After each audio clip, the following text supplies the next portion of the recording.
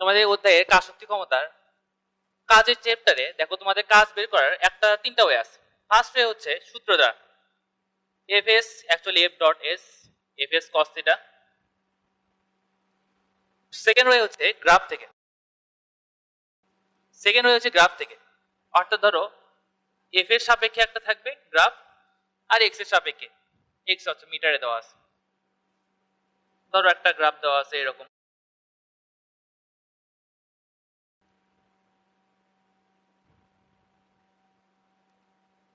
Third way হচ্ছে ফাংশনের মাধ্যমে।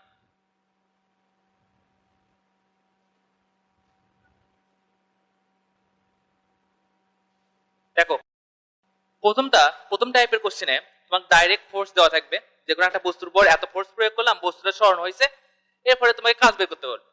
ডাইরেক্ট তুমি এফ এর মান ওখান থেকে পাবা, তারপর কোশ্চেনে দেওয়া থাকবে এস এর মানও দেওয়া থাকবে, থিটার মানও দেওয়া থাকতে পারে, বা তোমরা হচ্ছে হিসাব করে নেবা। তার সেকেন্ড ওয়েতে দেখো তোমাদের কোশ্চেনে অনেকগুলো মার্ক দেওয়া থাকবে। ধরো এটা 10 নিউটনের জন্য, এটা হচ্ছে 15 নিউটনের জন্য, আর নিচের দিকে এটা হচ্ছে -10 নিউটন।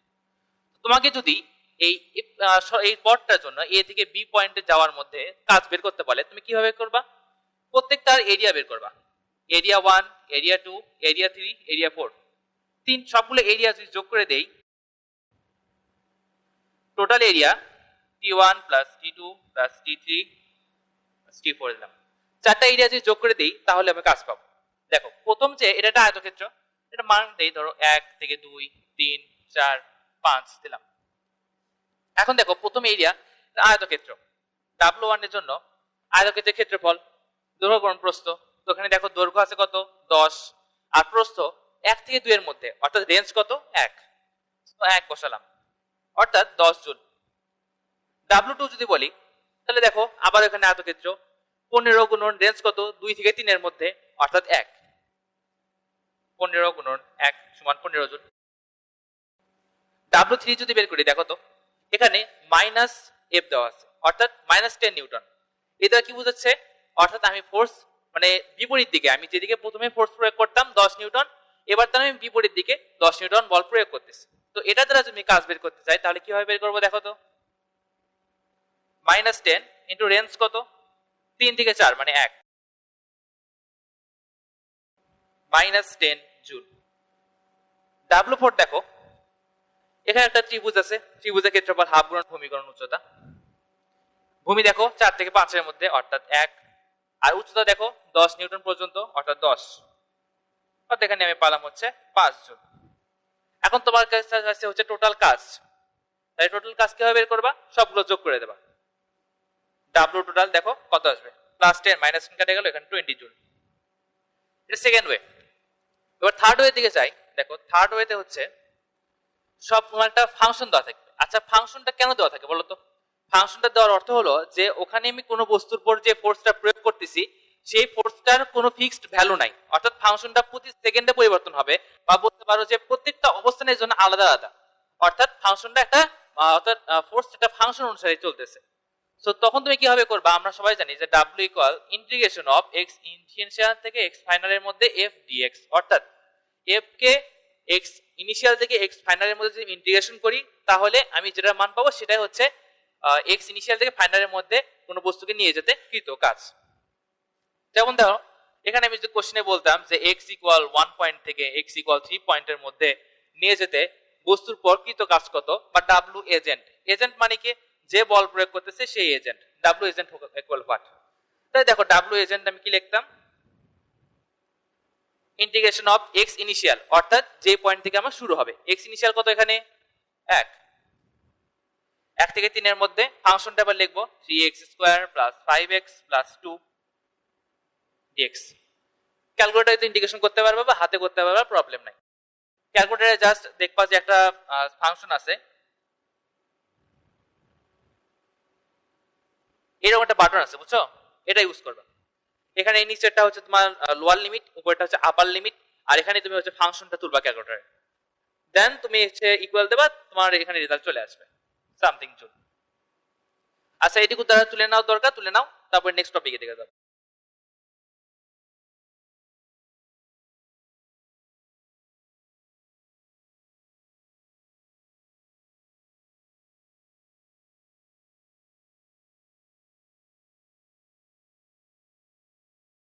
ওকে দেখো, এবার কয়েকটা টপিক লিখবো, টপিকগুলো তোমাদের জানা থাকে তাহলে ভালো, আর যদি না জানা থাকে সেগুলো বলবো, আমি সেগুলো বিস্তারিত দেখে দেবো। প্রথম টপিক হচ্ছে সোয়ানকে দাঁড় করাতে কৃত কাজ। সোয়ানকে দাঁড় করাতে কৃত কাজ। আচ্ছা, এই বিষয়টা তোমরা কে কে জানো বলো? সোয়ানকে দাঁড় করাতে কৃত কাজ। আচ্ছা, অনেকে জানে না, তাও বলতেছি। দেখো তাহলে প্রথম দিকে বলি। একটা সোয়ানইট, ইটটা সুষম। ইটের তোমার কোশ্চেনে দেওয়া থাকবে দৈর্ঘ্য, প্রস্থ, উচ্চতা দেওয়া থাকবে। তাহলে দেখো ইটটা এরকম শোয়ানো অবস্থায় আছে, শোয়ানো অবস্থায় থাকে, তাহলে এটা কি ইটের দৈর্ঘ্য না? এল দ্বারা লিখলাম। ওকে, আচ্ছা লেখা পরে একটু রেসপন্স করো, বুঝছো? দেখো এটা হচ্ছে ইটের দৈর্ঘ্য। আচ্ছা, আর এটা কি ইটের উচ্চতা, এইচ। যেহেতু ইটটা সুষম, তাহলে ভার কেন্দ্র কই থাকবে? মাঝখানে বা সেন্টারে। তাহলে তুমি এখানে বলতে পারো h/2 বিন্দুতে, h/2 বিন্দুতে। এরপর এই পজিশন থেকে আমি কি করছি? ইটটাকে সোজা করছি, ইটটাকে সোজা করছি। দেখো তাহলে হচ্ছে h/2 থেকে এটা কি আমি দৈর্ঘ্য ছিল না? আমি এটার দৈর্ঘ্য ধরছিলাম না? ওকে, তাহলে হচ্ছে এটা l/2, টোটাল হচ্ছে তোমার l। আর ভার কেন্দ্র কই থাকবে? এখনো সেন্টারে কিন্তু থাকবে, যেহেতু সুষম ইট। তাহলে এখানে তোমার ভার কেন্দ্র l/2 তে। এখন আমরা জানি w = mgh। এখানে এই অঙ্কটা যদি করতে চাই তাহলে দেখো এমটা কি ইটের ভর, যেটা তোমার কোশ্চেনে দেওয়া থাকবে। আবার হচ্ছে জি তো মান মুখস্থ, আর এইচ হচ্ছে কি তোমার ভার কেন্দ্রের সরণ। অবশ্যই খেয়াল রাখবা, ভার কেন্দ্রের সরণ, ভার কেন্দ্রের সরণ। তাহলে বলো তো ভার কেন্দ্র আগে তোমার h/2 তে ছিল, পরবর্তীতে হলো l/2, তাহলে ভার কেন্দ্রের সরণ আমি কিভাবে বের করব? l/2 minus h/2। তাহলে ভার কেন্দ্রের সরণ l/2 মাইনাস h/2। তাহলে এখন আমি যদি সূত্রটা বসিয়ে দিই, সোয়ানইটকে দাঁড় করাতে তোমার হচ্ছে কৃত কাজ w = mg ইনটু দৈর্ঘ্য ভাগ 2 মাইনাস উচ্চতা ভাগ 2, বা এটাকে সাংকেতিক ভাষায় লিখি তাহলে mg into l/2 minus h/2। বুঝতে পারছো কি তোমরা?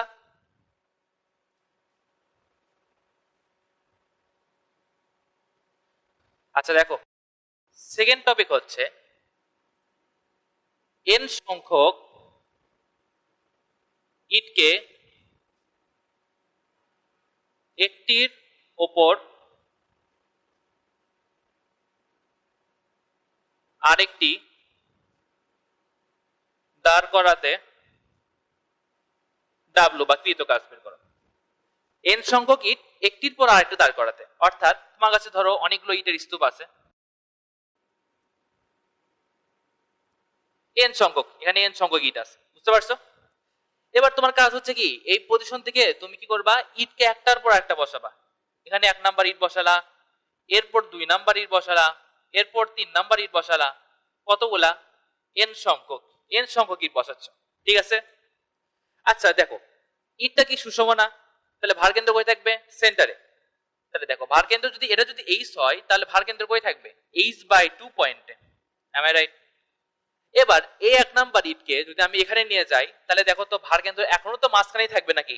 ভার কেন্দ্র তো আমি চেঞ্জ হয়নি। তাহলে এখানে দেখো এখানে তোমার ভূমি থেকে h/2। তাহলে বলো ভার কেন্দ্রের সরণ কতটুকু হয়েছে? 0। কারণ h/2 পয়েন্ট থেকে আবারও আমি h/2 পয়েন্টে নিয়ে গেছি, সো ভার কেন্দ্রের সরণ হচ্ছে 0। তাহলে প্রথম ইট তুলতে আমার কৃত কাজ কি হবে? দেখো তো w = mg ইনটু 0h। ঠিক আছে কি? বুঝতে পারছো? আচ্ছা, এটা w1 হলো। এবার আসি সেকেন্ড যে ইটটা তুলবো তার জন্য। এটা ধরো সেকেন্ড ইট, এটাও আমার h/2 পয়েন্টে আগে ছিল ভার কেন্দ্র। এরপর যখন এখানে আমি নিয়ে গেলাম, দেখো তো এইটুকু কি h/2 না? h/2। আবার এখানে যদি এইটুকু h/2 হয়, এটুকু কত? h/2। তাহলে দেখো আগের ভার কেন্দ্র থেকে বর্তমান ভার কেন্দ্রের মধ্যে অতি দৈর্ঘ্য কত? h। তাহলে এইটুকু আমি বলতে পারবো h। অর্থাৎ ভার কেন্দ্র এই পজিশন থেকে এই পজিশনে যাওয়ার ফলে ভার কেন্দ্রের সরণ হয়েছে h পরিমাণ। তাহলে আমি w2 ইকুয়াল লিখবো mg ইনটু জাস্ট 1h। ঠিক আছে কি? অর্থাৎ mgh। এবার দেখো w3 অর্থাৎ 3 নাম্বার ইট সরাচ্ছে, যখন 3 নাম্বার ইট সরাচ্ছি, তো 3 নাম্বার ইট ধরো এখানে আবার আছে গ্রাউন্ড পয়েন্ট থেকে তুমি হিসাব করতে হবে, আবার ওই h/2 থেকে ছিল, h/2 থেকে এই যে 3 নাম্বার ইটের দিকে দেখো, আচ্ছা লেখা পরে আগে দেখো, এখানে h/2 পয়েন্টে আছে, এইটুকু h/2, তার মানে h থেকে এর থেকে এইটুকু দৈর্ঘ্য কত, আবারও h, তাহলে প্রথম এর থেকে ভার কেন্দ্রের সরণ কতটুকু হয়েছে, 2h, এইটুকু বলবো 2h, অর্থাৎ 3 নাম্বার ইট সরাতে আমার কৃত কাজ কি, mg ইনটু 2h। দেখো একটা জিনিস খেয়াল করো, w1 যখন তখন 0h, w2 যখন 1h, w3 যখন 2h, তাহলে বলো তো আমি n সংখ্যক ইট রাখতেছি, wn ইকুয়াল mg কি লিখবো বলো তো, n-1h। এখন তোমাকে কি বলছে, একটা পার্টে দাঁড় করাতে কৃত কাজ, তার মানে w টোটাল বের করতে বলছে, তাহলে w টোটাল কি হবে দেখো তো, সবগুলো যোগ করবো না, w1 plus w2 plus w3 plus w4, কতগুলো যোগ করবো বলো তো, wn। এখন দেখো আমি যখন যোগ করতেছি সবগুলো থেকে mgh কমন যায় কিনা, mgh, এখানেও mgh, এখানেও mgh, তো সবগুলো থেকে আমি কি কমন নিলাম, mgh কমন নিলাম, নেওয়ার পরে একটা সিরিজ আসবে 0 1 2, তারপরে কত পর্যন্ত, n-1 পর্যন্ত, অর্থাৎ 0 প্লাস 1 প্লাস 2 প্লাস 3 প্লাস কত পর্যন্ত, n-1 পর্যন্ত। বুঝতে পারছো কি, এই লাইন পর্যন্ত কি বুঝছো সবাই? আচ্ছা এরপরে দেখি, তোমরা আচ্ছা 9 একটা সূত্র শিখছো যে 1 plus 2 plus 3 plus 4 plus n সংখ্যক যদি যোগ করি সূত্রটা হচ্ছে n into n plus 1 divided by 2, শিখছো না সবাই? এখন তোমাকে এখানে কি বলছে, n-1 সংখ্যক, তাহলে তুমি n এর জায়গায় কি বসাবা, n-1, তাহলে আমি n এর জায়গায় কি বসাবো, n-1, n ইকুয়াল n-1 বসাই, n-1 into n-1 plus 1 divided by 2 equal কি পাবো, n into n-1 divided by 2, ঠিক আছে? এখন তাহলে এই যে সিরিজটা আমি দাগাইছি, এই সিরিজটার অ্যানসার কি হবে, n into n-1 divided by 2, বুঝতে পারছি কি? তাহলে এখানে আমি লিখতে পারবো equal mgh into n into n-1 divided by 2, এটাই তোমার হচ্ছে w টোটাল বা n সংখ্যক ইট একটার পর আরেকটা দাঁড় করাতে কৃত কাজ।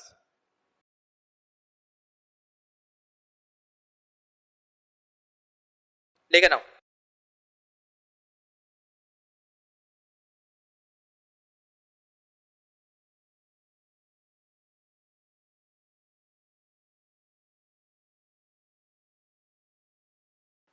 ওকে দেখো, পরের টপিকটা হচ্ছে সরল দোলকের জন্য।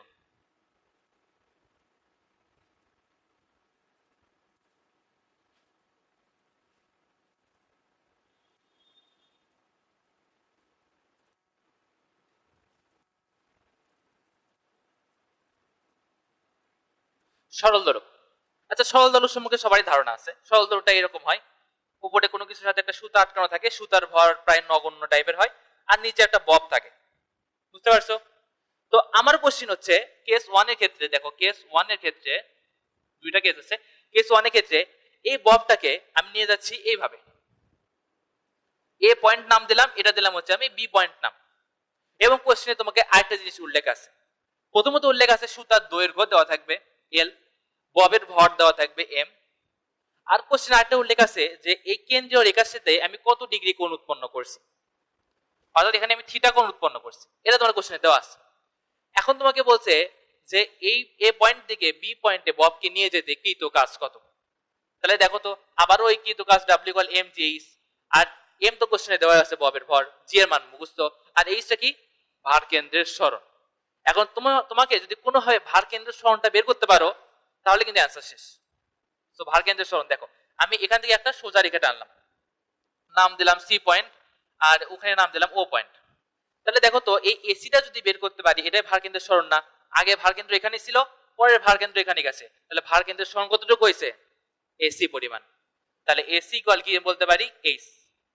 এখন দেখো তো এসি বের করা তো কোশ্চেনে তো তোমার ডাইরেক্ট দেওয়া নাই এসি, তুমি এসি কিভাবে বের করবা, উপায় হচ্ছে ও এ মাইনাস ওসি, ও এ মাইনাস ওসি, কোশ্চেনে তোমার ও এ দেওয়া আছে দৈর্ঘ্য এল, মাইনাস ওসি লাগবে। আচ্ছা এই ত্রিভুজটার দিকে খেয়াল করো তো, এই ত্রিভুজটা আমি এই এ পয়েন্ট থেকে যখন সুতাকে এ বি পয়েন্টে নিয়ে গেছি তখন কি সুতার দৈর্ঘ্যে কোনো চেঞ্জ করছি, করিনি। তাহলে এখানেও দৈর্ঘ্য কত আছে? এল। তাহলে এটার দৈর্ঘ্য যদি এল হয়, এখানে যদি থিটা কোণ উৎপন্ন করে, ওসি সমান কি হবে বলতো? এল কস থিটা। ঠিক করবে ঠিক। এখন তোমার ইচ্ছা হলে তুমি এখান থেকে এল কমন নিতে পারো, 1 মাইনাস কস থিটা।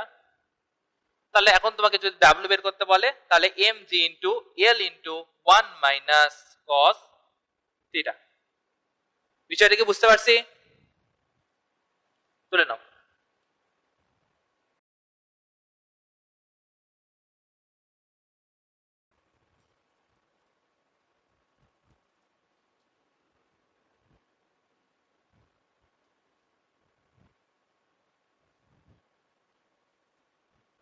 ওকে, দেখো এবার কেস 2 ক্ষেত্রে কি রকম থাকবে। কেস 2 ক্ষেত্রে দেখো, প্রথম কেসে আমার থিটা দেওয়া ছিল, কিন্তু সেকেন্ড কেসে আমার থিটা দেওয়া থাকবে না। সেকেন্ড কেসে থাকবে সুতার দৈর্ঘ্য তো এল দেওয়াই থাকবে কোশ্চেনে। এ পয়েন্ট থেকে আমি বি পয়েন্টে নিয়ে গেছি, এবার দেওয়া আছে এই মেইন রেখা থেকে আমি কত দূরে নিয়ে গেছি, এই এক্স এর মান দেওয়া আছে। ঠিক আছে, এক্স এর মান দেওয়া আছে। তোমাকে বলছে এ পয়েন্ট থেকে বি পয়েন্টে নিতে কৃত কাজ কত, মানে কোশ্চেন সেম, জাস্ট থিটার জায়গায় তোমাকে এক্স দেওয়া আছে। তাহলে এবার দেখো, এখানে তো সুতার দৈর্ঘ্য এল, যেহেতু সুতার দৈর্ঘ্য আমি চেঞ্জ করিনি, নাম দিলাম ও, আর এটা দিলাম এসসি, মানে হচ্ছে এসি বের করতে হবে আমার, এসিটা হচ্ছে এইচ, আর ডাব্লিউ ইকুয়াল কি আমার এম জি এইচ, এইচটা বের করতে হবে। এখন দেখো তো এসি বের করার ওয়ে কোনটা? ও এ মাইনাস ওসি, ও এ মাইনাস ওসি। ও এর দৈর্ঘ্য কোশ্চেনে দেওয়া আছে এল, মাইনাস ওসি লাগবে। আচ্ছা দেখো তো ওসি কিভাবে বের করব? এখান থেকে এই ত্রিভুজ থেকে আমি ওসি কিভাবে বের করব? পিথাগোরাস ইউজ করব। এল স্কয়ার মাইনাস এক্স স্কয়ার। আবার কেউ যদি মনে করো যে না, আমি এখানে দেওয়া আছে তোমার এক্স দেওয়া আছে, এল দেওয়া আছে, আমি এখান থেকে এই কোণ বের করব তারপরে করব, নো প্রবলেম। ওয়ালাইকুম আসসালাম। দেখো নো প্রবলেম, তুমি সেভাবে করতে পারো, কোনো প্রবলেম নাই। কিন্তু এটা তোমার হচ্ছে একটু স্টেপ, এক স্টেপ বেশি হবে, বুঝছো? অ্যাডমিশনে তো তোমার হাতে টাইম নাই বেশি, সো তুমি হচ্ছে যত শর্টে করা যায় সেটা তোমার কাছে 1 মিনিট হলেও তোমার বাঁচবে। দেখো তাহলে ও এ minus OC, L minus root over এল স্কয়ার মাইনাস এক্স স্কয়ার। তোমার এখন তাহলে এখন সূত্রটা এখানে বসে দাও, ডাব্লিউ ইকুয়াল হচ্ছে M G L minus root over এল স্কয়ার মাইনাস এক্স স্কয়ার। বুঝতে পারছো কি?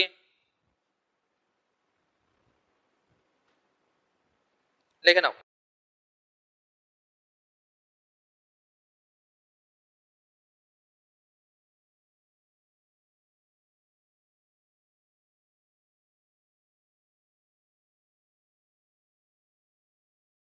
এবার দেখো কোশ্চেনটাকে একটু চেঞ্জ হবে। সরল দৈর্ঘ্যের জায়গায় ঘন বস্তু দেওয়া আছে, সরল দৈর্ঘ্যের জায়গায় ঘন বস্তু, অর্থাৎ বস্তুটা এইরকম পজিশন থেকে বস্তুটাকে এরকম পজিশনে নিয়ে যাচ্ছে। এটা ধরো এ পয়েন্ট, এটা হচ্ছে বি পয়েন্ট, আর বস্তুটার আমার দৈর্ঘ্য দেওয়া আছে এল। তাহলে যেহেতু আমি বস্তুটাকে খাটো করে নি বা মানে কাটে দিইনি, তাহলে এখানে দৈর্ঘ্য কত আছে? বস্তুর দৈর্ঘ্য এল। তবে ঘন বস্তুটা হবে সুষম। তোমরা ফিজিক্সে যতগুলো ম্যাথ করবা বেশিরভাগ ক্ষেত্রে তোমরা এই সুষম বস্তুগুলোই পাবা, বিষম নাই। তাহলে দেখো ঘন বস্তু যদি সুষম হয়, ভার কেন্দ্র কই থাকবে? সেন্টারে। তাহলে এল বাই 2 পয়েন্টে তোমার হচ্ছে ভার কেন্দ্র থাকবে, এল বাই 2। এইটুকু যদি এল বাই 2 হয়, তাহলে উপর থেকে এইটুকু দৈর্ঘ্য কত? L by 2। দেখো চিত্র একটু কমপ্লেক্স হয়ে যাচ্ছে, চিত্রটা সুন্দর করে আঁকায় দেখো, মানে ওই রকম করে আঁকাবো। আচ্ছা তোমাকে ডাব্লিউ ইকুয়াল কি হচ্ছে এম জি এইচ, তাহলে তোমার এইচটা কি ছিল? ভার কেন্দ্রের সরণ। তাহলে দেখো ঘন বস্তুটার ভার কেন্দ্র মাঝখানে আসছে, সো আমি এখন ভার কেন্দ্রের অংশটুকু নিয়ে কাজ করলে হচ্ছে, বাকিটুকু নিয়ে আমার কাজ করতে হচ্ছে না। সো আমি ভার কেন্দ্রের এইটুকু যে অংশ আছে আমি সেইটুকুই চিত্রে আঁকাবো, এবং ঘন বস্তু আঁকাবো না, এভাবে রেখার মতো করে আঁকাবো যাতে তোমাদের বুঝতে সুবিধা হয়। কিন্তু অ্যাকচুয়ালি কিন্তু ঘন বস্তু সেটা তোমাদের মাথায় রাখবা, ঘন বস্তু এই পজিশন থেকে এই পজিশনে নিয়ে গেছে, অর্থাৎ ভার কেন্দ্র সরণ কিন্তু ওইটুকুই হয়েছে। আর এটুকু হচ্ছে তোমার, এইটুকু দৈর্ঘ্য কত? এল বাই 2, মানে জাস্ট এইটুকু আঁকাইছে, ঠিক আছে? এইটুকু আঁকাইছে এ বি, আর এখানে তোমার নাম দিলাম এসি। তাহলে এইটুকু দৈর্ঘ্য কত হবে? L by 2। তোমাকে এসি বের করতে হবে, এসি ইকুয়াল হচ্ছে কি? ভার কেন্দ্রের সরণ। এখন তুমি দেখো ওই W equal M G H, ভার কেন্দ্রের সরণ, আর এইচ বের করবা আগের মতোই, ওই তো কেস 1 দেখো এখানে তোমার থিটা দেওয়া থাকবে, থিটা কত ডিগ্রি কোণে সরাইছো কেস 1 এর ক্ষেত্রে। দেখো ওখানে তোমার L/2 দেওয়া থাকবে। তাহলে তোমার হচ্ছে আগে যা কেস করছো, কেসে যা শিখছো একই সূত্র, just mg into L/2 minus L/2 cos theta হবে। আগের প্রুফটা দিয়ে একটু তাকাও, দেখবা যে একই প্রুফ, জাস্ট L এর জায়গায় কি বসছে L/2। কারণ কি, এবার আমি ঘনবস্তু নিছি আর ঘনবস্তু ভারকেন্দ্র কই থাকবে সেন্টারে। তাহলে আমি এখান থেকে দেখো কমন নিতে পারো mg into L/2 1 minus cos theta. বিষয়টা কি বুঝতে পারছি? তুলে নাও। কোশ্চেন অবশ্যই খেয়াল রাখবা যে ঘনবস্তু বলছে না সরল দোলক বলছে, এই মিস্টেক যেন না হয়।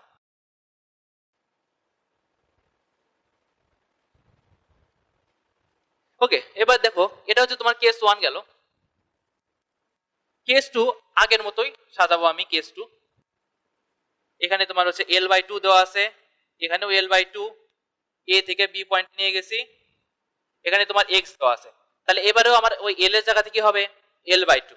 তাহলে আমার সূত্র কি ছিল কেস 2 এর জন্য? mg ইনটু L minus root over L square minus x square ছিল না? তাহলে আমি তোমাকে কি বলছি, L এর জায়গায় কি বসবে L/2।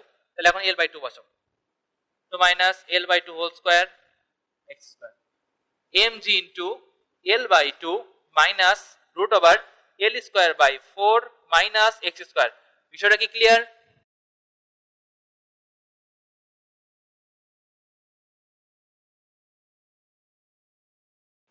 ওকে, দেখো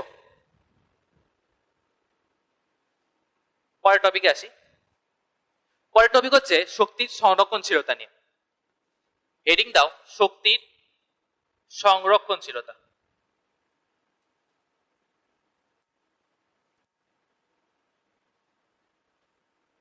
শক্তির সংরক্ষণশীলতা। এবার দেখো এমনি তো তোমার বেসিক যে শক্তি সংরক্ষণশীলতা আছে, যেমন ধরো কোনো বস্তু 8 মিটার উপর থেকে নিচে নামছে, তো তার যে পটেনশিয়াল এনার্জি ছিল পুরোটা এখানে গতিশক্তি হবে। এই টাইপের ম্যাথগুলো তোমরা 9-10 করে আসছো, এগুলো তোমাকে শিখাবো না, এগুলো তোমরা পারবা। শিখাবো যেগুলো হচ্ছে ইম্পর্টেন্ট। দেখো শক্তি সংরক্ষণশীলতা প্রথমটা হচ্ছে, ধরো একটা লোহার বল আছে আর নিচে কাদামাটি আছে, নিচে কাদামাটি আছে। লোহার বলটা ভূমি হতে এই উচ্চতায় ছিল, মানে এই উচ্চতা থেকে আমি লোহার বলটা ফেলে দিচ্ছি। কোশ্চেনে বলছে যে লোহার বলটা যখন এই কাদামাটির মধ্যে ঢুকলো তখন এক্স পরিমাণ নিচের দিকে নেমে গেল, অর্থাৎ কিছু পরিমাণ ভিতর দিকে ঢুকে গেল এক্স পরিমাণ। তাহলে দেখো তো ওর যে এই এইচ পরিমাণ নিচে নামতে হয়েছে, এর জন্য ওর পটেনশিয়াল এনার্জি আছে না? অবশ্যই পটেনশিয়াল এনার্জি আছে, ইপি। আবার ও যে এক্স পরিমাণ নিচে নামছে, এর জন্য কি তার অভিকর্ষতার একটা কাজ হয়েছে না? সেটাকে আমি ই এক্স দ্বারা লিখলাম, ই এক্স। আচ্ছা, এই যে ইপি আর ইএক্স এই দুইজনের বিরুদ্ধে কে কাজ করছে বলতো? মাটি তো তাকে বাধা দেবে, তাই না? মাটির বাধা বল কাজ করছে। এবং কত এরিয়া জুড়ে? দেখো এইটুকু তো মাটি ছিল না, তাহলে এইটুকু মাটি কোনো কাজ করেনি। কিন্তু মাটির বাধা বল কই থেকে স্টার্ট হয়েছে? একদম এই পয়েন্ট থেকে, যখন মাটি থেকে স্পর্শ করছে। কত পর্যন্ত?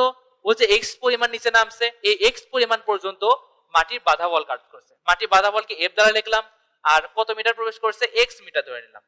ঠিক আছে, এখন দেখো যদি ও এক্স মিটার উপর থেকে নিচে পড়ে তাহলে আমি কি লিখবো? M G H EP. আর এক্স পরিমাণ যে নিচে নামছে এটার দ্বারা অভিকর্ষ বল দ্বারা কৃত কাজ কি হবে? M G into X. বুঝছো কি? এই পাশে পাঠটাও কি বুঝছো? এবার ওই পাশে দেখি এফ এক্স আছে। এখন আমি ওই পাশে থেকে কি কমন নেব? এম জি কমন নেব। H plus X equal F x. এখন তোমাকে যদি কোশ্চেনে বলে এফ বের করো, পারবা না? তোমাকে যদি এক্স বের করতে বলে এক্সও বের করতে পারবা না। মানে তোমাকে একটা ডাটা চাবে, বাকিগুলো দেওয়াই থাকবে, প্রবলেম নাই। ওকে,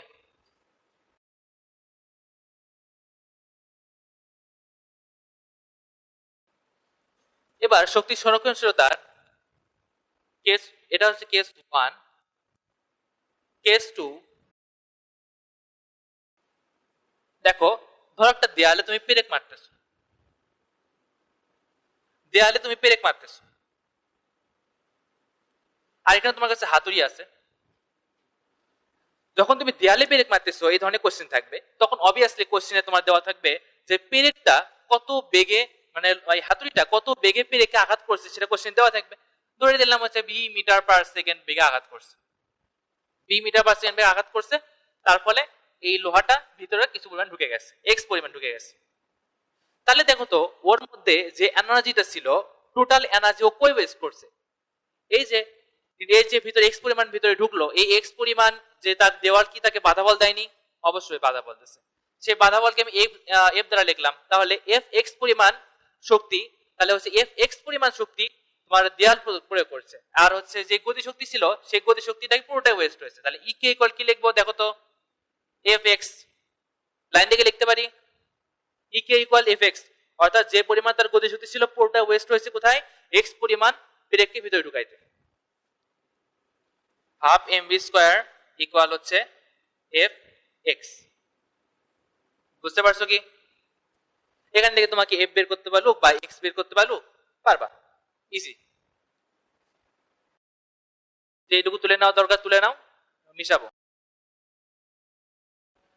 আচ্ছা, এই টপিকের আর কিছু কেস দেখাবো, এর আগে কিছু স্প্রিং এর কিছু ম্যাথ দেখাই। দেখো, স্প্রিং এর একটা সূত্র জানো যে স্প্রিং কে যদি তোমার সংকোচন করা হয়, সংকোচনের ফলে কি তো কাজ? ডাব্লিউ ইকুয়াল হাফ কি এক্স স্কয়ার। এখন তোমার যদি ওখানে এক্স ইকুয়াল যদি এক্স ইনিশিয়াল দেওয়া থাকে, এক্স ইনিশিয়াল থেকে এক্স ফাইনালে যদি দেওয়া থাকে, তাহলে তুমি কি করবা? ডাব্লিউ ইকুয়াল হচ্ছে half K into X initial square minus X final square. এখন তোমার মনে কোশ্চেন হতে পারে যে ইনিশিয়াল আগে দেবো না ফাইনাল আগে দেবো? কোশ্চেন এটা হতে পারে। দেখো, একটা চিত্র আঁকাই। ধরো স্প্রিং আছে এই পজিশনে, এটা হচ্ছে স্প্রিংটার সাম্যাবস্থা, মানে এক্স ইকুয়াল 1 পয়েন্টে ধরো সাম্যাবস্থা। এখন স্প্রিংটাকে আমি টেনে লম্বা করছি, লম্বা করে আমি এক্স ইকুয়াল 3 পয়েন্টে নিয়ে গেছি, এক্স ইকুয়াল 1 থেকে 3 পয়েন্টে নিয়ে গেছি, ও সাম্যাবস্থায় ছিল এই পয়েন্টে। তাহলে দেখো আমার ইচ্ছা কি ছিল? 1 থেকে 3 তে নিয়ে যাওয়া, আমি নিয়ে যেতে পারছি। এটা যদি সিস্টেম হয়, আমি সিস্টেমের উপর কাজ করছি না সিস্টেম আমার উপর কাজ করছে? বলো তো, আমি সিস্টেমের উপর কাজ করছি। যদি আমি সিস্টেমের উপর কাজ করি, তাহলে সিস্টেম কর্তৃক কাজ কি হবে? ঋণাত্মক। আর আমার কর্তৃক কাজ কি হবে? পজিটিভ। তাহলে যদি বলি যে ডাব্লিউ এজেন্ট বা আমার কর্তৃক কাজ ইকুয়াল হবে half K into 3 square minus 1 square, কারণ পজিটিভ বানাতে হবে। আচ্ছা, এবার দেখো যদি আমি বলি স্প্রিং দ্বারা কাজ, তাহলে ডাব্লিউ স্প্রিং দেবো আমি কি? Negative, half K into 1 square minus 3 square. আচ্ছা, এবার ঘটনাটি রিভার্স করি। দেখো এখানে তোমার হচ্ছে এজেন্ট কর্তৃক কি আসলো? পজিটিভ, আর স্প্রিং কর্তৃক নেগেটিভ আসলো। ঘটনাটা একটু উল্টে দেবো। দেখো, এই পজিশন থেকে না হলে এক্স ইকুয়াল 3 পজিশন থেকে স্প্রিংটা সংকুচিত মানে প্রসারিত অবস্থায় ছিল, ওখান থেকে কি হয়েছে? সংকোচন হয়ে এক্স ইকুয়াল 1 পয়েন্টে আসছে, আর এক্স ইকুয়াল 1 হচ্ছে তার মনে করো সাম্য অবস্থা। তাহলে দেখো এক্স ইকুয়াল সিস্টেম পরিবেশের উপর কাজ করছে না পরিবেশ সিস্টেমের উপর কাজ করছে? সিস্টেম পরিবেশের উপর কাজ করছে, কারণ কি? ওর সাম্যাবস্থায় ও আসতে পারছে। প্রত্যেকটা বস্তুতে সাম্যাবস্থায় আসার চেষ্টা করে, সেটা মানুষ হোক বা বস্তু হোক, সব ক্ষেত্রেই সাম্যাবস্থায় আসার চেষ্টা করে। তাহলে দেখো ও সাম্যাবস্থায় আসতে পারছে, তাহলে ডাব্লিউ স্প্রিং পজিটিভ হবে না নেগেটিভ হবে? অবভিয়াসলি পজিটিভ হবে। তার মানে তখন আমি কি হবে? W spring half K into positive যদি বানাতে হয় তাহলে 3 স্কোয়ার মাইনাস 1 স্কোয়ার। আর ডাব্লিউ এজেন্ট তখন কি হবে বলতো? Half K into 1 square minus 3 square. Just এখানে ডাব্লিউ এজেন্ট দেখাইলাম, মানে এই টাইপের হতে পারে কোশ্চেন, কিন্তু এখানে কিন্তু এজেন্টের কোনো ভূমিকা নাই। প্রসারণ অবস্থায় ছিল, সে ওই অবস্থা থেকে সংকোচন হয়ে তার স্থির অবস্থায় চলে আসছে। জাস্ট এখানে তোমাকে দেখালাম এই ম্যাথের ক্ষেত্রে এজেন্টের কোনো ভূমিকা নাই। জাস্ট আমি দেখালাম যে যদি এজেন্টের কথা বলে তাহলে ও নেগেটিভ হবে। আচ্ছা, এখন স্প্রিং এ তো এটা তোমার জেনারেল একটা থিওরি হয়ে গেল। এবার একটু কঠিনের দিকে যাই। ধরো একটা বস্তু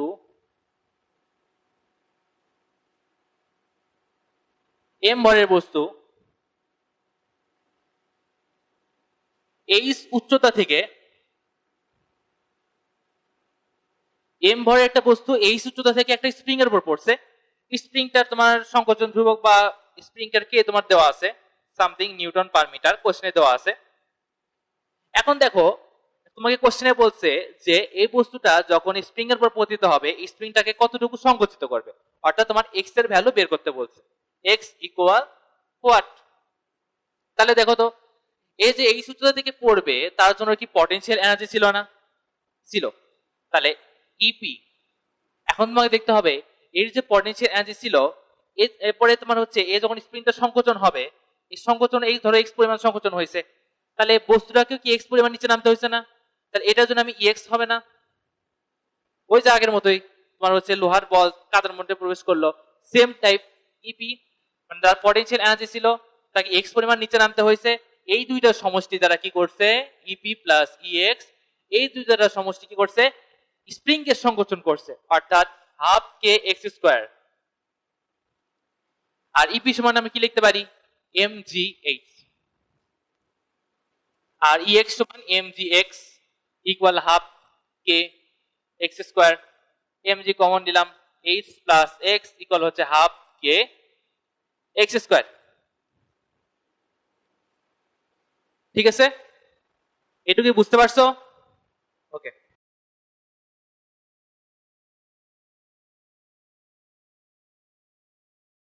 ওকে, এবার এটারই আমি কেস টু তে নিয়ে যাব। ওই তো ওখানে তোমার হচ্ছে কেস টু যেরকম ছিল যে একটা দেয়ালে আঘাত করার বিষয়টা, এখানে সেম টাইম থাকবে কেস টু।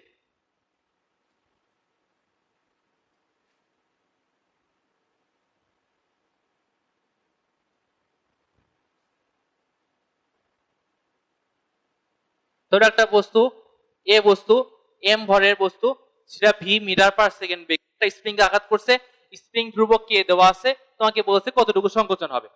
আগের মতোই এখানে পুরো গতিশক্তি কই ওয়েস্ট হবে, স্প্রিং কে সংকোচন করতে ব্যয়িত হবে।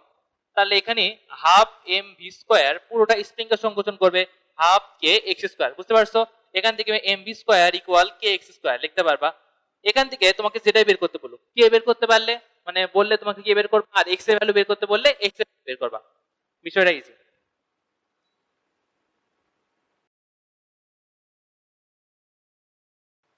কারো তুলে না লাগলে তুলে নাও, পরে নেক্সট টপিকে যাব।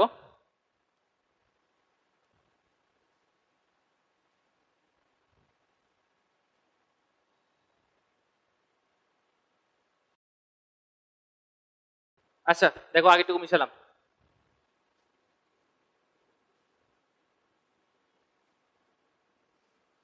দেখো এবার ঘটনাটি একটু চেঞ্জ আছে, চিত্র এটাই, কেস 3 দাও।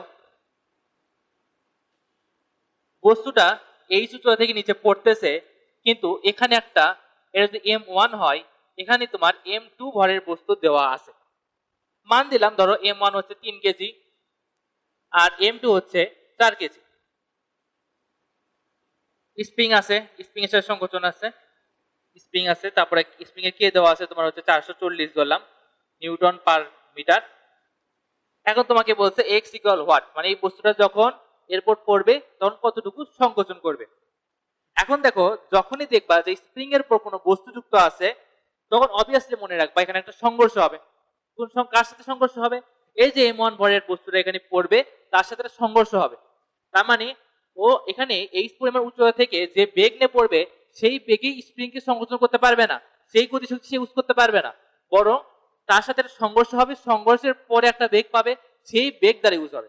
যেমন ধরো M1 ভরের বস্তুটা যদি দেখি যে তার জন্য এই পয়েন্ট থেকে ধরো, এই পয়েন্ট থেকে ও পয়েন্ট থেকে ধরো এই পয়েন্টে আসতেছে, এইটুকুর মধ্যে যে আসতেছে, আসার মধ্যে তার পটেনশিয়াল এনার্জি পুরোটাই গতিশক্তি হচ্ছে না এইটুকু রাস্তার জন্য।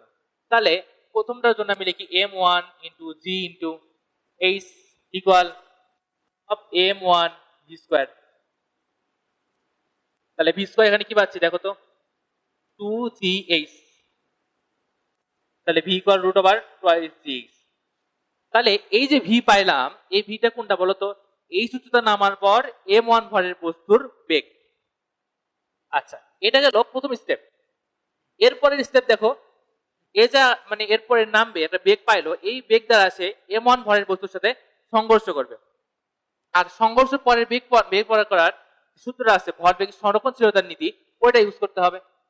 M1 U1 plus M2 U2 equal M1 V1 plus M2 V2। এখন দেখো সংঘর্ষের পরে এই টাইপের যখন মেথ থাকবে তখন অবশ্যই দেখবে যে কোশ্চেনে বলে দেওয়া আছে সংঘর্ষের পরে বস্তুটা যুক্ত হচ্ছে। যদি বলে দেওয়া নাও থাকে তাহলে সেক্ষেত্রে তোমার যুক্ত হয়েছে সে ধরে নেবা। তাহলে এখানে দেখো দুইটা বস্তু যুক্ত হয়ে যদি যায় তাহলে আমি কি লিখতে পারবো, M1 plus M2 into V। বিষয়টা কি clear? M1 plus M2 into V লিখলাম।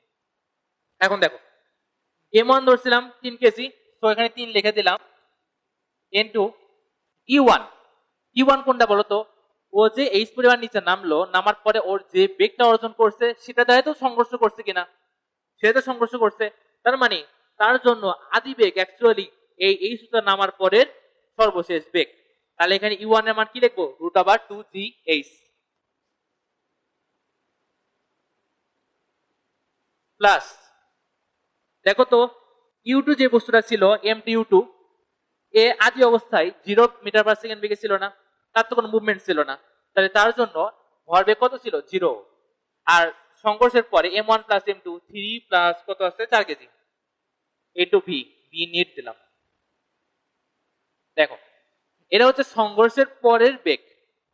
এখন আমি ভি নিট তাহলে কিভাবে পাবো, দেখো তো ভি নিট ইকুয়াল হচ্ছে 3√2gh/7। তাহলে এটা যে মিটার/সেকেন্ড আসলো এটা হচ্ছে কি সংঘর্ষের পরের বেগ। এইবার তুমি হচ্ছে আগে থিওরি খাটাতে পারবা। এবার আমি যে বেগটা পাইলাম, দেখো এটা তার গতিশক্তি, দুইটা বস্তু মিলিত গতিশক্তি। এই মিলিত গতিশক্তি দ্বারা কি করবে, সে স্প্রিং এর সংকোচন করতেছে। তার মানে মিলিত বস্তুর জন্য গতিশক্তি কি দিলাম, ইকুয়াল হচ্ছে স্প্রিং এর সংকোচনের জন্য কৃত কাজ, মানে হাফ কে এক্স স্কোয়ার। এখন এই কেস কি হাফ এম বি স্কোয়ার, তাহলে হাফ ইন্টু, দেখো তো বস্তুটা যুক্ত হয়ে গেছে না, একটু আগে বলছিলাম। তাহলে আমি এম এর জায়গায় কি লিখবো বলতো, m1 প্লাস m2,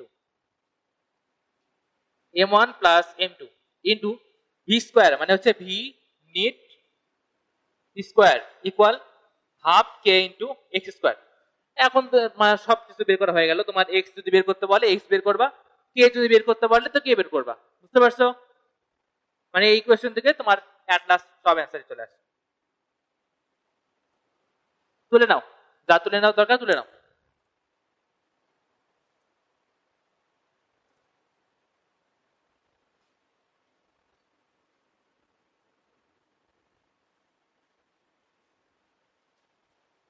তুলে নিছো সবাই? ওকে, দেখো এবার কেস 4 আসে।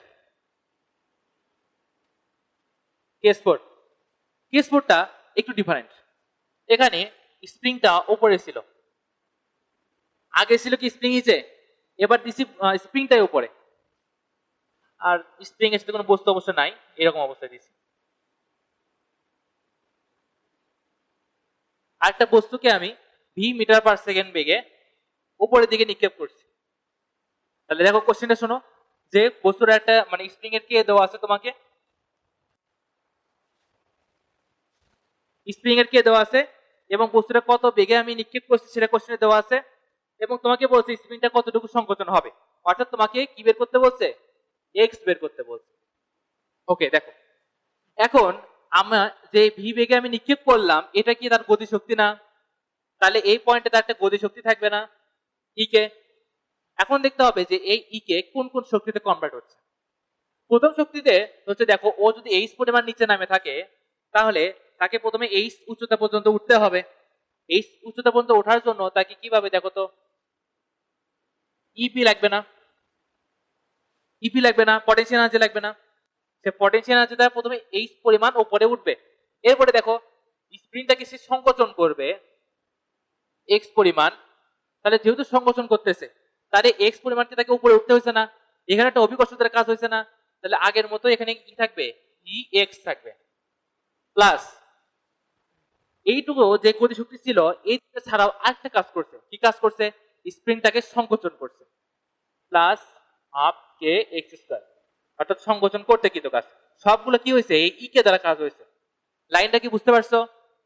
অর্থাৎ গতিশক্তি দ্বারা আমি কি কি কাজ করতেছি, প্রথমত তাকে এইচ উচ্চতা পর্যন্ত উঠাচ্ছি, এরপরে এক্স উচ্চতা পর্যন্ত আরো উঠাচ্ছি, তারপরে স্প্রিংটাকে সংকোচন করতেছি।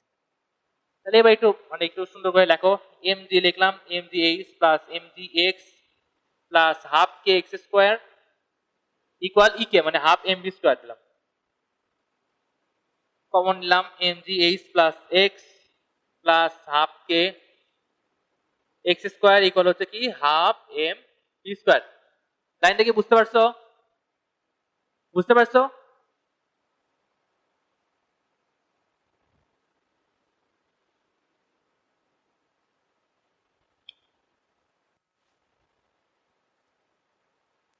ওকে, আগেটা মিশালাম।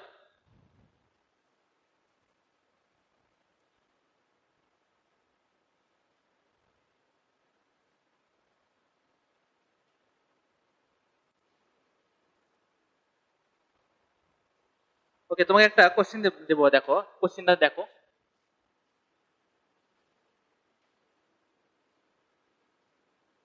3 কেজি ভরের একটা বস্তু সামনে দিকে যাচ্ছে, এখানে ছাদ থেকে একটা দড়ি ঝুলানো আছে, এই দড়ির সাথে মনে করো এখানে একটা বস্তু ঝুলানো আছে, সেটার ভর ধরো 2 কেজি, আর ভিটা দেওয়া আছে তোমার হচ্ছে 5 মিটার/সেকেন্ড। এটা তোমরা আমাদের আইডিয়া দেবা, আমি কোশ্চেন করবো, তোমরা আইডিয়া দেবা কিভাবে করা যায়। দেখো 3 কেজি ভরের বস্তু আছে, আর হচ্ছে 5 মিটার/সেকেন্ড বেগে আসতেছে, 2 কেজি ভরের বস্তুকে সে আঘাত করছে। তোমাকে কোশ্চেনে বলা হয়েছে সংঘাতের পর দুইটা বস্তু যুক্ত হয়ে গেলে, দেখো সংঘাতের পর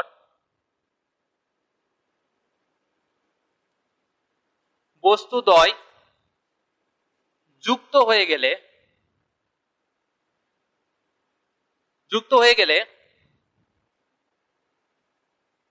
তারা মিলিতভাবে কত উচ্চতায় উঠবে।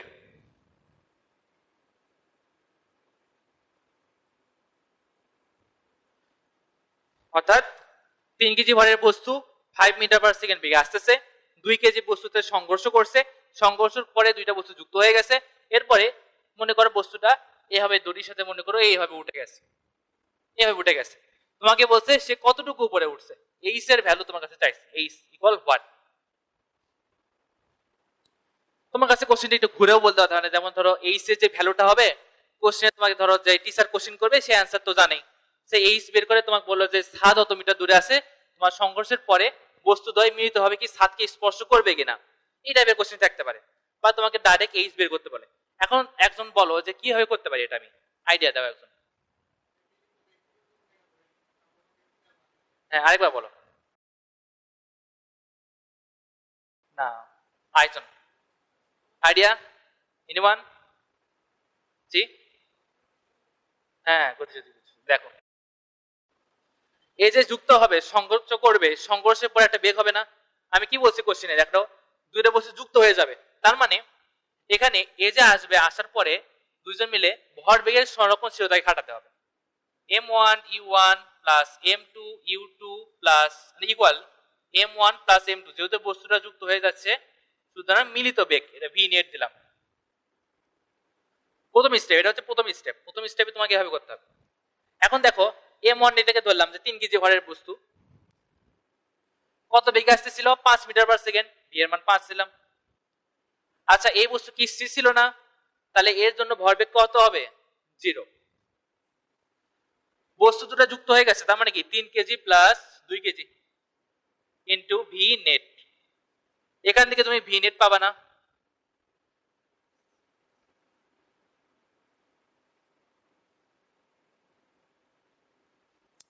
দেখো এটা তোমার হচ্ছে ভি নিট পেলাম, অর্থাৎ সংঘর্ষের পরে দুইটা বস্তুর মিলিত বেগ। এরপরে এই যে গতিশক্তি পাইলো, বেগ পেলো, অবশ্যই বেগ যখন আছে তাহলে গতিশক্তিও আছে, এই গতিশক্তি দিয়ে কি করছে, ও এক্স মানে এইচ পরিমাণ উপরে উঠছে, তার মানে এখানে কি লিখতে পারি দেখো তো, ই কে টোটাল ইকুয়াল ইপি টোটাল। ই কে টোটাল সমান কি হাফ এম স্কয়ার, যেহেতু বস্তুটা যুক্ত অবস্থায় আছে তাহলে m1 প্লাস m2 লিখবো, আর V net square equal equal কি পটেনশিয়াল এনার্জি mgh, তাহলে এখানে এমটা কি হবে total m1 plus m2 into G into H উচ্চতা উপরে উঠবে, তাহলে এখান থেকে তুমি এইচ এর মান বের করতে পারবে না, সামথিং মিটার। অঙ্কটা কি বুঝতে পারছো? তুলে নাও, তাই তুলে নাও, তোমাকে তুলে নাও।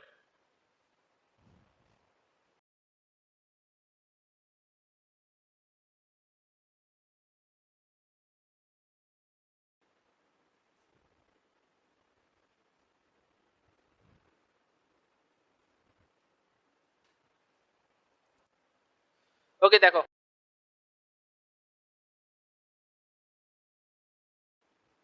আচ্ছা, ওই টপিকগুলো শেষ, শক্তি সংরক্ষণশীলতার যে টপিকগুলো ছিল মোটামুটি ওই টপিকগুলো শেষ। এবার আমি যেগুলো শিখাবো সেটা হচ্ছে ঘর্ষণ বল নিয়ে কৃত কাজ, ঘর্ষণ বল দ্বারা কৃত কাজ। মোটামুটি তোমার হচ্ছে ওই যে নিউটনের মেকানিক্সে যে ঘর্ষণ টপিক ছিল না, ওইটা একটু থিওরি কাজে লাগবে। তো প্রথমে একটু দেখাই, দেখো বেসিক থেকে শুরু করি। ধরো একটা বস্তু টেবিলের উপর আছে, টেবিলের ঘর্ষণ সহগ মিউকে কোশ্চেনে দেওয়া আছে। মিউকে আর মিউ এস তো তোমরা বোঝো, মিউ এস কখন হবে যখন বস্তুটা স্থির আছে, আর মিউকে কখন হবে কাইনেটিক, অর্থাৎ বস্তুটা গতিশীল হবে। ধরো মিউকে দেওয়া আছে 0.2। এখন আমি একটা ফোর্সে সামনের দিকে টানতেছি, আচ্ছা, এবং ফোর্সটা অনুভূমিকের সাথে থিটা কোণে কোশ্চেনে বলে দেওয়া আছে। তাহলে বলো তো এই দিকের উপাংশটা কত হবে? F cos theta. আর এই দিকের উপাংশ কি হবে? F sine theta. এমজি তে কোন দিকে কাজ করবে? এমজি নিচের দিকে। তাহলে দেখো তো তোমাদের বইয়ে একটা টপিক ছিল না যে ঠেলা আছে টানা সহজ কেন? তাহলে সেটার টপিক হচ্ছে, দেখো এরকম ফোর্স যখন আমি টানতেছি সামনের দিকে টানতেছি, তখন দেখো এমজি আমার কাজ করতেছে না, বস্তুর আপাত ওজন কমে যাচ্ছে, ভর কিন্তু কমতেছে না, আপাত ওজন কমতেছে। এমজি ছিল তার প্রকৃতি ওজন, তার থেকে মাইনাস এফ সাইন থিটা হয়েছে। এটা তোমার হচ্ছে এফ নিট। এফ নিট অর্থাৎ নিটে বল থাকবে, যে কারণে তোমার হচ্ছে কি হচ্ছে বস্তুটার ভর তোমার কাছে হালকা মনে হবে। আর যদি বলি যে তোমার হচ্ছে টানার ক্ষেত্রে মানে ঠেলার ক্ষেত্রে কি রকম হবে, দেখো ঠেলার ক্ষেত্রে ধরো বস্তুটাকে আমি এইভাবে ঠেলতেছি, তো ভেক্টর তো শিফটিং করা যায়, তোমরা সবাই জানো, এফ বল দ্বারা শিফটিং করে এই জায়গায় আনলাম এফ। আর হচ্ছে তাহলে দেখো এটা অনুভূমিকের সাথে থিটা কোণে যদি থাকে, তাহলে এই দিকের উপাংশ কি হচ্ছে? আবারও এফ কস থিটা। এই দিকের উপাংশ কি হবে? F sine theta. এমজি কোন দিকে কাজ করতেছে? নিচের দিকে, তাহলে F sine theta plus MG. তাহলে বলো তো এখানে এফ নিট কি হচ্ছে? F sine theta plus MG. এবার কি বুঝতে পারছো? এই কারণেই তোমার হচ্ছে কি হচ্ছে, এখানে দেখো যোগ আসতেছে আর এখানে বিয়োগ আসতেছে, এই কারণেই তোমার এখানে আপাত ওজন কম মনে হয়, মানে বেশি মনে হয় এই জায়গায় আর এই জায়গায় কম মনে হয়। এটা টপিক, এটা তোমাদের টপিকে শেখানো মানে শেখানোর জন্য আসেনি। আচ্ছা দাও।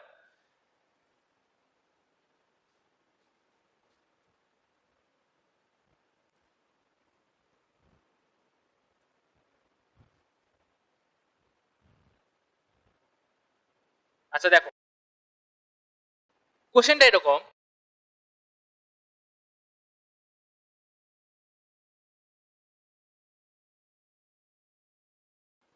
একটা ঢালু তল আছে, ঢালুটা থিটা কোণে আছে অনুভূমিকের সাথে, এখানে একটা বস্তু আছে, বস্তুটার পর আমি এফ বল প্রয়োগ করতেছি, আর হচ্ছে এখানে তলের মিউকে দেওয়া আছে 0.2, ভর দেওয়া আছে 2 কেজি। কোশ্চেনে বলছে তোমাকে হচ্ছে বস্তুটাকে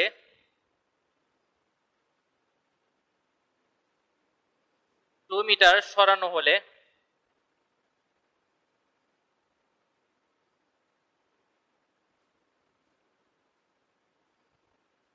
এজেন্ট কর্তৃক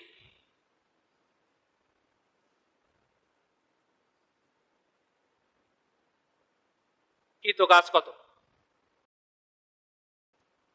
এজেন্ট কর্তৃক কৃত কাজ কত? দেখো কোশ্চেনটা এরকম যে একটা বস্তু আছে হেলানো তলের উপর, থিটা কোণে আছে, থিটা মান ধরো দিলাম হচ্ছে কত 30 ডিগ্রি, 30 ডিগ্রি দেওয়া আছে, আর এমটা হচ্ছে বস্তুর ভর দেওয়া আছে 2 কেজি। কোশ্চেনে বলছে 2 মিটার সরানো হলে, সরানো এখানে বলতে উপর দিকে নিয়ে গেছে, বুঝছো, 2 মিটার উপর দিকে নিয়ে গেছে, নেওয়া হলে এজেন্ট কর্তৃক কৃত কাজ কত? তাহলে ডাব্লিউ এজেন্ট তোমাকে বের করতে হবে, আর এফ এজেন্ট সমান কি এফ এস, এটুকু জানি। এখন দেখো তো পুরো কোশ্চেনে আমি কোথাও কি ত্বরণের কথা বলছি? বলিনি। ত্বরণ বলিনি, এর অর্থই হচ্ছে এই এফ এর দিকে একটা ফোর্স থাকবে, অপোজিট দিকে আরেকটা ফোর্স থাকবে, এফ থাকবে, এই দুইটা ফোর্স একজন আরেকজনকে ব্যালেন্স করতেছে, যার কারণে এই পুরো 2 মিটার সরানোর মধ্যে কোনো জায়গায় কোনো ত্বরণ হয়নি। এখন দেখো এদিকে কে কাজ করতেছে সেটা বের করতে হবে। আচ্ছা বস্তুটার এমজি কোন দিকে কাজ করবে? নিচের দিকে। এটা যদি থিটা হয় তাহলে বলো তো এটা কত? এটাও থিটা, তাহলে এমজি কস থিটা। অপোজিট দিকে কি কাজ করতে, এই যে কি কাজ করতেছে দেখো তো এমজি সাইন থিটা। আচ্ছা বস্তুটাকে আমি যেহেতু উপর দিকে নিয়ে যাচ্ছি, তাহলে ঘর্ষণ বল কোন দিকে কাজ করবে? নিচের দিকে, ঘর্ষণ বল নিচের দিকে কাজ করবে। তার মানে এইদিকে অ্যাকচুয়ালি কাজ করতেছে কি বলতো এমজি সাইন থিটা, আর এফ বা ঘর্ষণ বল এফ কে দ্বারা লিখলাম, আর যেহেতু তলের উপর আছে তাহলে তলের উপর অপর দিকে কি থাকবে? রিয়াকশন ফোর্স আর থাকবে। এখন দেখো সমীকরণগুলো লিখি। এফ কে ব্যালেন্স করতেছে কে? mg sin theta plus F K. এখন নিউটন মেকানিক্সে তোমরা শিখছো এফ কে ইকুয়াল হচ্ছে মিউ কে ইনটু আর, বুঝছো? F K equal mu K into R. তাহলে আমি এখানে কি লিখতে পারি দেখো তো, mg sin theta plus mu K into আর।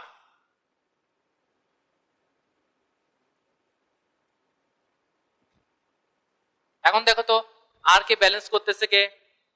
mg cos theta. তাহলে আর এর জায়গায় আমি কি লিখতে পারি? mg cos theta.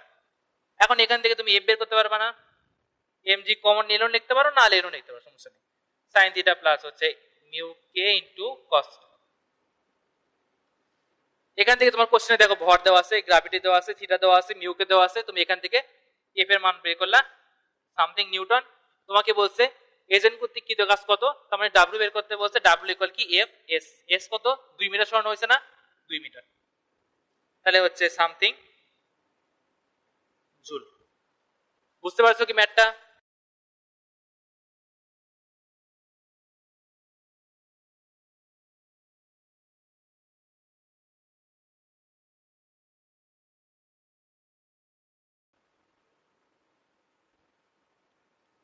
আবারও থিটা কোণে আছে, কোশ্চেনটা একটু ঘুরাই দেবো দেখো।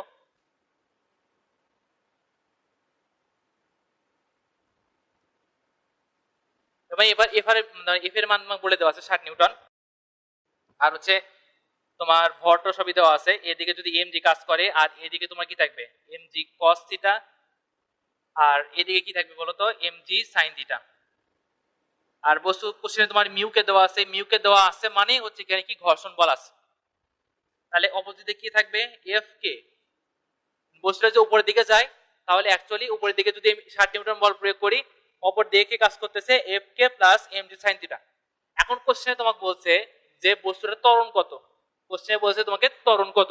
এই যে তোমার কোশ্চেনে বললো ত্বরণ কত, এখন তুমি কি বুঝবা? যে এফ আর হচ্ছে এই যে 60 নিউটন প্রয়োগ করছি, আর এখানে যে এফ কে আর এমজি সাইন থিটা আছে, দুইজন দুইজনকে ব্যালেন্স করতে পারেনি। একটা নিট ফোর্স আছে, যে নিট ফোর্সের কারণে কি হচ্ছে? বস্তুটার ত্বরণ হচ্ছে। এখন দেখো ত্বরণ বের করতেছি, তার মানে নিট ফোর্স হবে কি? এফ নিট ইকুয়াল কি থাকবে দেখো তো। যেহেতু বস্তুটা উপর দিকে উঠতেছে, তাহলে এফ বড় হবে না এই পাশেটা বড় হবে? বলো, এফ বড় হবে। তাহলে F minus F K minus MG sine theta. F তোমার হচ্ছে কত? 60 নিউটন। মাইনাস এফ কে কি লিখতে পারি বলো তো? মিউ কে ইনটু আর। আর এর ভ্যালু তোমরা জানো না, এমজি কস থিটা। মাইনাস এখানে এমজি সাইন থিটা। লাইনটা কি বুঝছো? জাস্ট ভ্যালু গুলো বসাইছি। এখন তুমি হচ্ছে জাস্ট ক্যালকুলেশন করবা। মাইনাস এখানে এমজি নিলেও নিতে পারো কমন, না নিলেও লেখার সমস্যা নাই। Mu K cos theta plus sine theta, সামনে একটা ভ্যালু আসবে, ঠিক আছে? সামনে একটা ভ্যালু আসবে।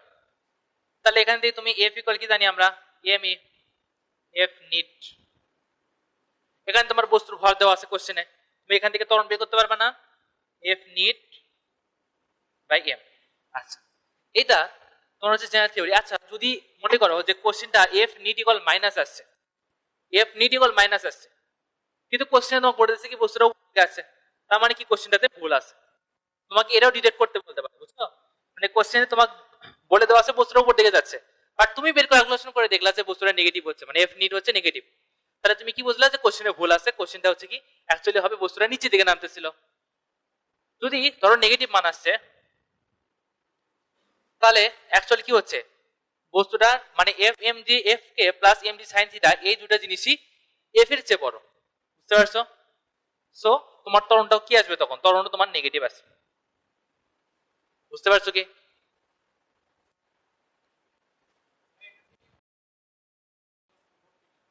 হ্যাঁ, আসতে পারে, অবভিয়াসলি আসতে পারে।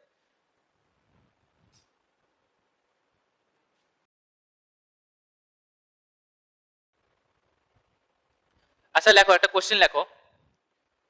5 কেজি ভরের 5 কেজি ভরের একটি লোহার দণ্ড, 5 কেজি ভরের একটি লোহার দণ্ড 5 কেজি ভরের একটি লোহার দণ্ড, এর ভর কেন্দ্র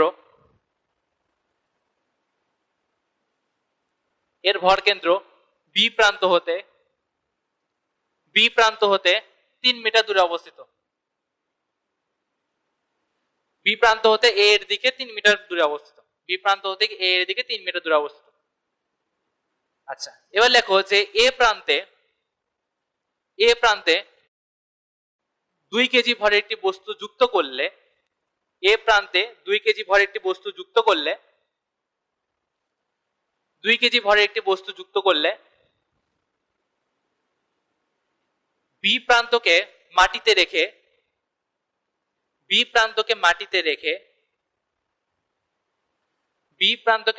রেখে লোহার দণ্ডকে খাড়া করতে কৃত কাজ কত? লোহার দণ্ডকে খাড়া করতে কৃত কাজ কত? W equal what?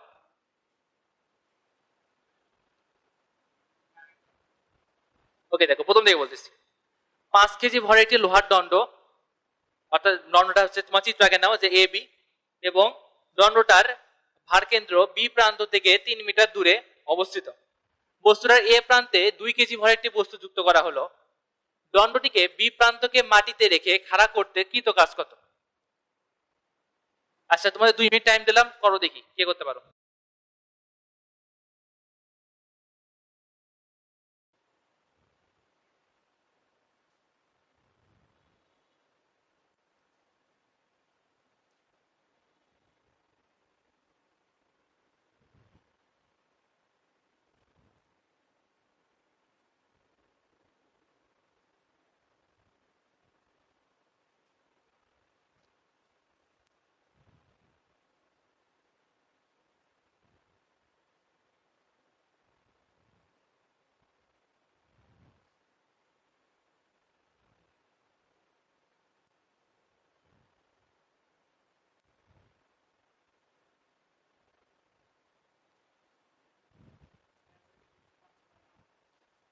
আচ্ছা, আমি দেখতেছি অ্যান্সার মুখস্থ নাই, বানাই দিছি, দেখে রাখ।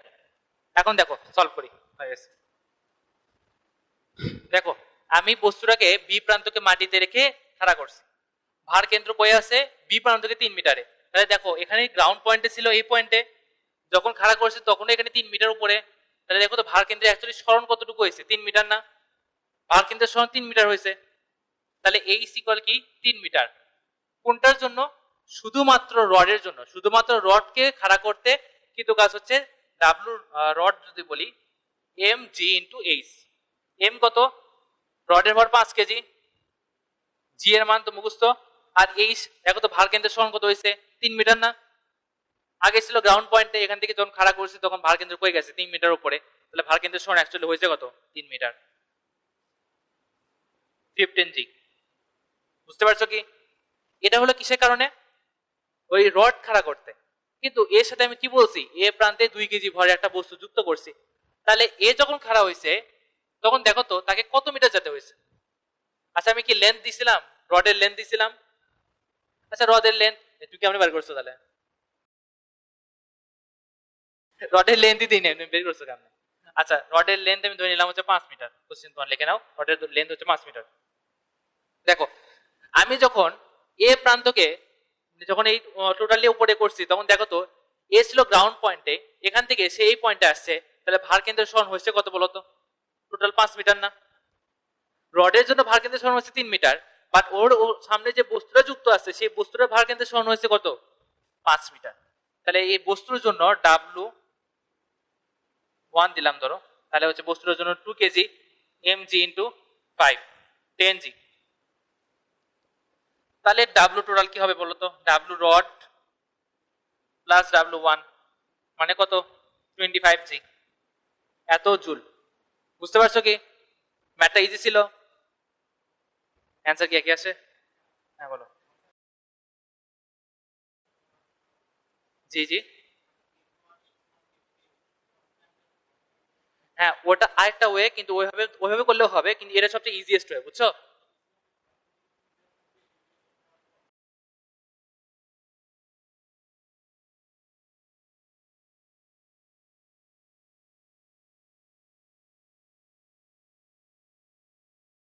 না না না, ওই ওয়েটাও আছে যে তুমি যোগ করে তোমার হচ্ছে ভার কিন্তু বের করার সূত্র আছে, সেটা হচ্ছে তোমার ওই যে তোমার কি বলে, আচ্ছা দেখাচ্ছে, ওটা দেখাচ্ছে।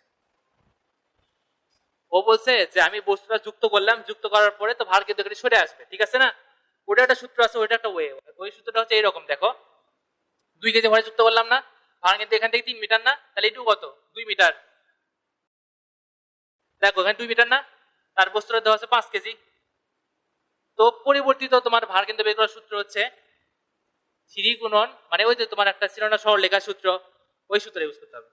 3 মিটার গুণন 2 কেজি প্লাস 2 মিটার ইন্টু, আচ্ছা দেখো এবার সে যুক্ত হয়েছে কত, 5 কেজি।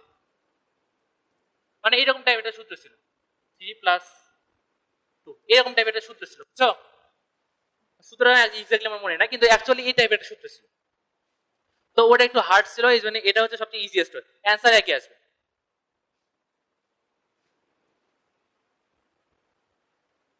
ওকে, তাহলে তোমার এটা হলো। আচ্ছা একটা পরে ম্যাথ লেখো,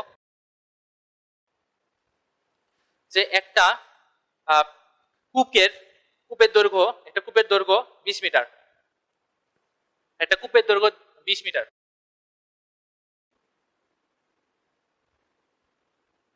কূপের দৈর্ঘ্য 20 মিটার, প্রতি মিনিটে কূপ থেকে একটি মোটর প্রতি মিনিটে কূপ থেকে প্রতি মিনিটে 250 লিটার 250 লিটার পানি তুলছে, প্রতি মিনিটে 250 লিটার পানি তুলছে। লেখো যে মোটরের কর্মদক্ষতা 50% হলে 50% হলে মোটরের মোটরের প্রদত্ত ক্ষমতা লেখো, মোটরের প্রদত্ত ক্ষমতা কত, মোটরের প্রদত্ত ক্ষমতা কত। আর এর সাথে একটা চিত্র লিখে নাও, ওর সাথে মানে যুক্ত অবস্থায়।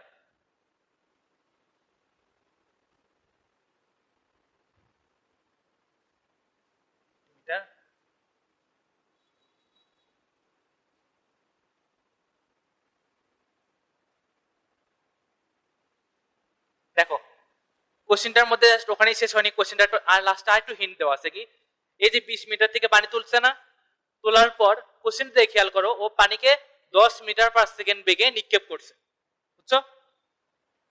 এখন তোমাকে বের করতে বলছে, দেখো তো 1 মিনিট টাইম দিলাম, ভাবো তো কিভাবে করা যেতে পারে, আইডিয়া দাও, আইডিয়া দাও যে কোনো একজন, কিভাবে করা।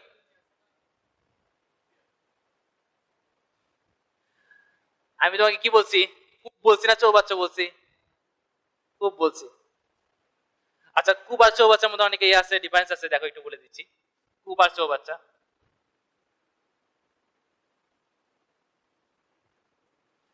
আচ্ছা বলো তো কূপের পানির সোর্স কই, ভূগর্ভস্থ পানি না? মানে বাংলাদেশে বেশিরভাগ কোশ্চেনে তোমার এই ভুলটা থাকে যে কূপকে খালি করে, অ্যাকচুয়ালি কূপের তোমার হচ্ছে ভূগর্ভস্থ পানির, ওর পানির উৎস কি ভূগর্ভস্থ পানি। ভূগর্ভস্থ পানি তুমি তুলে শেষ করতে পারবা? তাহলে কোশ্চেনে কেন দেওয়া থাকে? এটা প্রচলিত হয়ে গেছে, এই জন্য দেয়। অ্যাকচুয়ালি চৌবাচ্চাকে খালি করা যায়, কূপকে কখনো খালি করা যায় না। হয়তো সময়ের পরিক্রমায় তো হচ্ছে পানির লেয়ারটা নিচে নামে যায়, এই কারণে তোমার এখানে পানি থাকে না, বাট অ্যাকচুয়ালি তুমি পানি তুলে শেষ করতে পারবে না, কারণ এটা ভূগর্ভস্থ পানি। আর চৌবাচ্চা পানি ভরা থাকলে সেটাকে তুমি খালি করতে পারবা, বুঝতে পারছো? কোশ্চেন আমি কূপের কথা বলতেছি। তারপরে তোমার হচ্ছে অনেক বোর্ডে কোশ্চেনে দেখবা যে ওই চৌবাচ্চাকে কূপ হিসেবে চালাচ্ছে। আচ্ছা দেখো 10 মিটার/সেকেন্ড বেগে নিক্ষেপ করছে। এখন দেখো পানিটাকে প্রতি মিনিটে কত, 1 মিনিটে কত পানি তুলছে, কত বলছি, 1 মিনিটে কত, 250। আচ্ছা 250 লিটার, মানে 1 মিনিটে 250 কেজি পানি তুলতেছে, ঠিক আছে?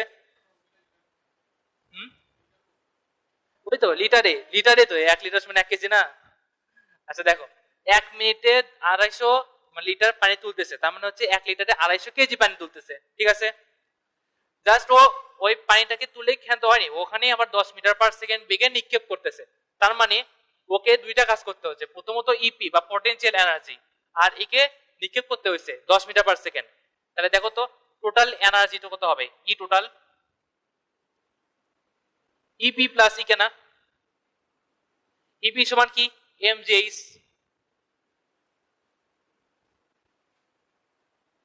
তোমার আর হচ্ছে ইকে সমান কি হাফ এম স্কোয়ার। এমটা কি প্রতি মিনিটে কত কেজি, 250 কেজি। তোমার ইচ্ছা হলে তুমি কি করতে পারো, প্রতি সেকেন্ডে হিসাব করতে পারো, প্রবলেম নাই। আমি হচ্ছে প্রতি মিনিটে হিসাব করবো, যেহেতু কোশ্চেনে দেওয়া আছে। 250 কেজি গুণন জি ইন্টু এইচ কি, এই কূপের দৈর্ঘ্য কত মিটার দেওয়া আছে, 20 মিটার, 20 বসালাম, প্লাস হাফ ইন্টু এম কত দেখো তো, 250 কেজি না, 250 টা গুণ করে দিলাম, 250। আর ভি স্কোয়ার কত বেগে নিক্ষেপ করছে, 10 মিটার পার সেকেন্ড, তো ভি স্কোয়ার বসে দাও, 10 স্কোয়ার সামথিং এক্স জুল ধরে নিলাম, এক্স জুল।